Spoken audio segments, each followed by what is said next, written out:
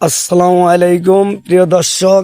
আজ কাটাখালী ইয়াসিন হাজির স্ত্রী তার মৃত্যু বার্ষিকী বিশাল বড় একটি আয়োজন সামগ্রিক করেছে এবং সেই খাওয়া দাওয়ার অনুষ্ঠানে আমি এসেছি।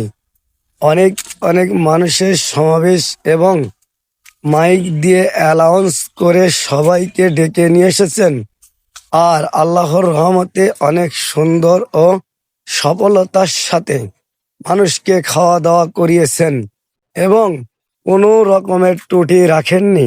সবাই একসাথে সারিবদ্ধ হয়ে সবার সঙ্গে হাসি তামাশা করে খাওয়া দাওয়া করছে এবং কোনো রকমের সহযোগিতায় কোনো ত্রুটি হলে একজন আরেকজনের পাশে দাঁড়াচ্ছে।